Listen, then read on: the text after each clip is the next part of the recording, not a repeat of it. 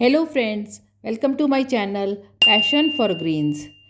आज का ये वीडियो एक बहुत ही सुंदर परमानेंट हाउस प्लांट के बारे में है, जिसकी खूबसूरती उसकी बहुत ही सुंदर पत्तियों या लीव्स में है।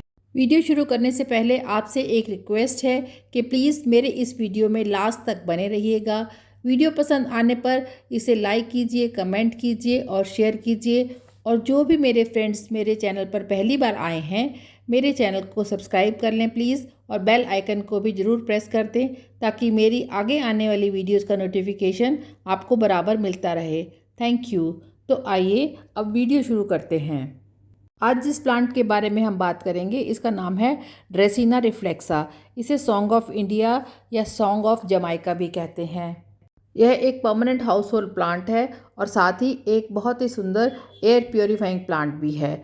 इसलिए आप इसे इंडोर भी रख सकते हैं, क्योंकि यह लो लाइट में भी बहुत अच्छे से ग्रो करता है।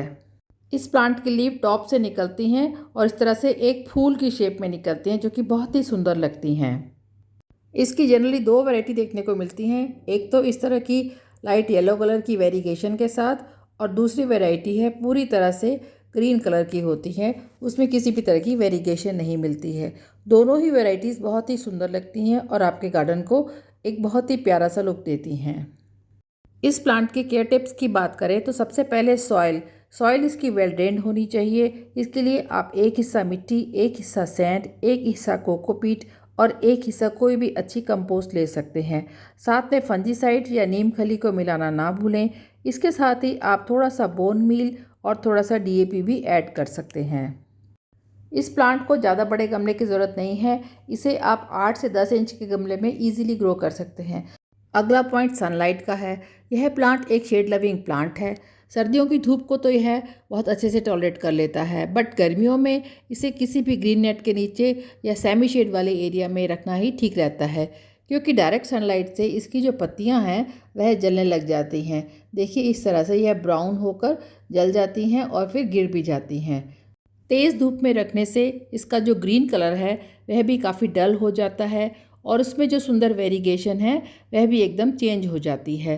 तो इस प्लांट की जो खूबसूरती है वह बिल्कुल नहीं रह पाती। देखिए, अभी ग्रीन नेट लगाने से पहले यह थोड़ी सी धूप में रह गया था, तो इसकी पत्तियां किस तरह से कॉर्नर से ड्राई होने लग गई हैं। ये देखिए, बिल्कुल ड्राई हो गई हैं। इन पत्तियों को अब मैं इससे तोड़ लिया है और इन्हें इसी के गमले में डाल दूँगी, ताकि ये थोड़ा मल्चिंग का भी काम कर लेंगी। सो इस तरह से आप इसे किसी इंडोर जगह पर भी ब्राइट लाइट वाले एरिया में रख सकते हैं। चाहे यह प्लांट कितना ही मॉइस्चर लविंग है, लेकिन ओवर वाटरिंग इसे बिल्कुल भी पसंद नहीं है। सो पानी के लिए आप गमले की मिट्टी को चेक करते रहिए, और जब ऊपर की 2 इंच मिट्टी कम से कम ड्राई हो तभी इसे पानी दें। पानी गमले में बिल्कुल भी रुकना नहीं चाहिए और मिट्टी मॉइस्ट रहनी चाहिए। गर्मियों के मौसम में इस पर आप पानी से शावरिंग भी कर सकते हैं। अब हम बात करें कि इस प्लांट को रखना कहाँ है, तो यह एक मॉइस्चर लविंग प्लांट है और इसे ह्यूमिडिटी भी बहुत पसंद है। तो आप इसे एक साइड में अकेला ही ना पड़ा रहने दें, बल्कि इसे ग्रुप ऑफ प्लांट्स में रखें। देखिए, जैसे ये मेरा पौधा है, यह इस तरह से दोनों तरफ से बहुत सारे पौधों के बीच में है। इसे इस तरह से अकेला नहीं रखना चाहिए, नहीं तो इसमें प्रॉपर मॉइस्चर नहीं मिलती और यह काफ़ी डल हो जाता है। गर्मियों के मौसम में आप एक ट्रे में पानी भरकर भी इस प्लांट के पास रख सकते हैं, जिससे कि इस प्लांट को प्रॉपर मॉइस्चर और ह्यूमिडिटी मिलती रहे। इन्फेस्टेशन की बात करें, यानी इस पौधे पर कीड़े मकोड़ों का अटैक होता है या नहीं, तो इस पर ज़्यादा किसी तरह के कीड़ों का कोई अटैक नहीं होता। बस कभी कभी आपको स्पाइडर माइट का अटैक देखने को मिल सकता है।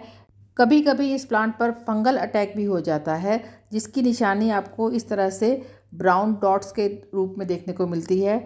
इनके पत्तों पर ब्राउन कलर के इस तरह के स्पॉट आ जाते हैं दोनों तरफ। कभी कभी ये थोड़े डार्क ब्राउन या ब्लैकिश कलर के भी होते हैं। इसके लिए आपको एक सिंपल उपाय करना है। 1 लीटर पानी में 5 ग्राम फंजीसाइड लेकर इस पूरे पौधे पर आप स्प्रे करते रहिए। इससे यह फंगल अटैक दूर हो जाएगा। इस पानी को आप गमले की मिट्टी में भी डाल सकते हैं। इस प्लांट को कोई बहुत ज़्यादा फर्टिलाइज़र की आवश्यकता नहीं है। साल में 2 बार आप इसे अच्छे से खाद दे दीजिए, वही इसके लिए काफ़ी है। फरवरी, मार्च और सितंबर, अक्टूबर में आप इसे अच्छे से खाद दीजिए, इससे यह अच्छा चलता रहेगा। बीच बीच में अगर आप चाहें तो इसे कभी कभी कोई भी लिक्विड खाद या एनपीके का स्प्रे भी कर सकते हैं। ये तो थे इस प्लांट की अच्छी ग्रोथ के लिए केयर टिप्स। अब इस प्लांट को बुशी कैसे बनाना है, क्योंकि यह जो प्लांट है इसकी एक खासियत यह है कि जैसे जैसे इस प्लांट में ग्रोथ होती है इसकी जो नीचे वाली पत्तियां हैं वह गिरती रहती हैं और बस एक लंबी सी स्टेम आपको प्लांट में देखने को मिल जाएगी जिसके टिप पर एक पत्तियों का गुच्छा सा रह जाता है। ऐसा ड्रेसिना की हर वैरायटी में ही आपको देखने को मिलेगा। सभी में ऐसे लंबी सी स्टेम बच जाती है और लीव्स का एक टॉप पर गुच्छा सा नज़र आता है। इस प्लांट को बुशी बनाने का सबसे आसान तरीका है कि इसकी जो लेगी स्टेम्स हैं उन्हें आप काट दीजिए। जहाँ से आप काटेंगे वहाँ से देखिए इस तरह से नई ग्रोथ निकल आएगी और धीरे धीरे आपका प्लांट बुशी बन जाएगा। इस तरह से स्टेम कटिंग करने से एक तो जहाँ से आप कटिंग करेंगे वहाँ से नए ब्रांचेस निकलेंगी और दूसरा उस कटिंग को आप उसी गमले में लगा सकते हैं, वहाँ से भी नई ग्रोथ स्टार्ट हो जाएगी और आपका पौधा बुशी बन जाएगा। इसकी कटिंग लगाना बहुत ही आसान है। आप इस तरह से टिप से एक कटिंग ले लीजिए और इसमें से जितनी भी एक्स्ट्रा लीव्स हैं उन्हें हटा दीजिए। इसके बाद आप कोई भी रूटिंग हार्मोन ले लीजिए, जैसे मैंने एलोवेरा लिया है। इसे आप अपनी कटिंग पे लगाकर उसी गमले की मिट्टी में लगा सकते हैं।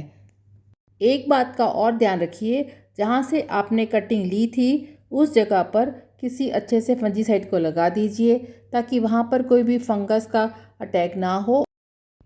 एक और सबसे इम्पॉर्टेंट बात जो इस प्लांट के बारे में हमें जाननी बहुत ज़रूरी है वो यह है कि अक्सर हम सोचते हैं कि प्लांट को एक गमले में 2 या 3 साल हो गए हैं तो उसे हमें रीपॉट कर देना चाहिए या उसका गमला चेंज कर देना चाहिए, लेकिन सॉन्ग ऑफ इंडिया के प्लांट के साथ ऐसा नहीं है।